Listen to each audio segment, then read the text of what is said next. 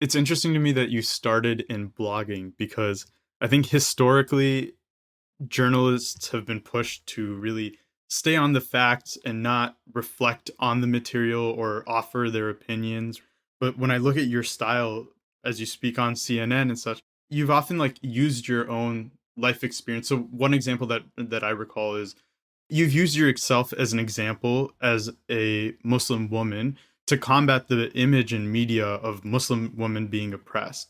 And so, do you think today, as a journalist and as a correspondent on all these different platforms, have you succeeded because of the fact that you're kind of breaking that norm in journalism, or have you succeeded in spite of that? That's a great question. I think things are really changing. And I am not a neutral, objective journalist.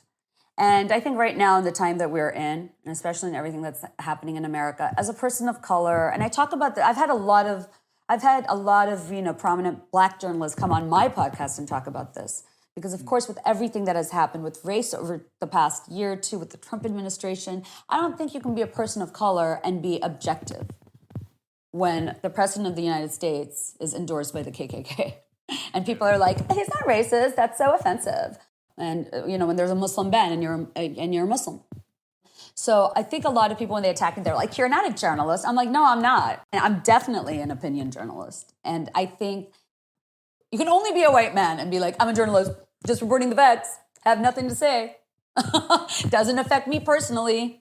This policy isn't, starving my mom in Guatemala, or those issues never affect white people the way so many issues, especially now, affect brown people. And brown people are starting to speak up. Black and brown people are starting to speak up. I mean, Black people are just saying now, please target us and kill us. We have video, and still people are like, we don't know. We don't know if we believe you. Do all lives matter?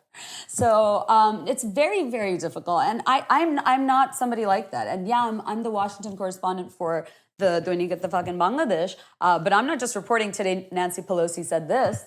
I'm saying this is happening on Capitol Hill. This is a problem because X. Americans don't understand how policy formulated in Washington, how U.S. foreign policy affects non-American lives around the world. It's unacceptable, and it would blow their minds. It would blow their minds. I mean, I even write about this in my book. There's a American policy called the Mexico City policy, which is known as the global gag rule. But if you're an overseas NGO that gets any U.S. funding, you cannot talk about abortion, even if it's legal in your own country. You could lose your U.S. technical assistance, financial assistance, that's your computers, your sonogram machines. If somebody comes in with even a life-threatening situation, and I'm a doctor, and I know, maybe we should terminate this pregnancy. I can't tell you that because I'm going to lose my U.S. funding. Like, what the F?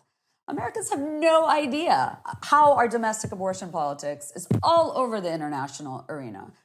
Yeah, so it's not possible to be a woman of color and a feminist and not have an opinion. I mean, that's my middle name. So yeah, I'm an op-ed journalist. And I think a lot of people now are starting to call themselves opinion journalists.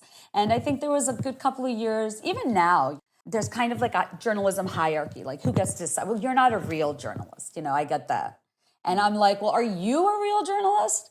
Because yeah, you're white and you're famous and you have this show, but you are not asking X, Y, and Z. Or like when the January 6th insurrection happened at the Capitol, seeing how many American journalists approached white violence as opposed to Black violence. I mean, if we all know, too, if those rioters on January 6th were Black or brown, we would have been dead. Yeah. These people are being escorted out. The police are high-fiving them. Are you serious? So even stuff like that. I mean, somebody called it, there's a real political market for what Trump is doing. I'm like, it's white supremacy. And if at this point you're still having trouble calling out racism, which a lot of white people do, I don't understand what kind of journalist you are if you can't say X, Y, and Z is racist in a country like America built on white supremacy. Totally agree. That whole incident was disturbing to watch because I think many of us know the entire time we were watching it and just thinking this would have played out so differently it was a different group of people. Blacks, Muslims, even just regular Indians who are Hindus, anyone, Asians, the doctors. Yes, oh my God. Oh, so bad. Yeah, and it was traumatic, because, I mean, I live in DC. It happened just like, and I mean, it's crazy. I worked on the Hill. People on the Hill. DC is very, very small. A lot of people say they live in DC, but they actually live in like Maryland or Virginia. But I also think that brown people viewed that very differently than white people did. All people of color were getting scared. I was like, they're going to come start, I don't know, dragging us out of our homes. It's like white mob lynching violence. It was very interesting to see how okay Americans are with white violence. It's really traumatic.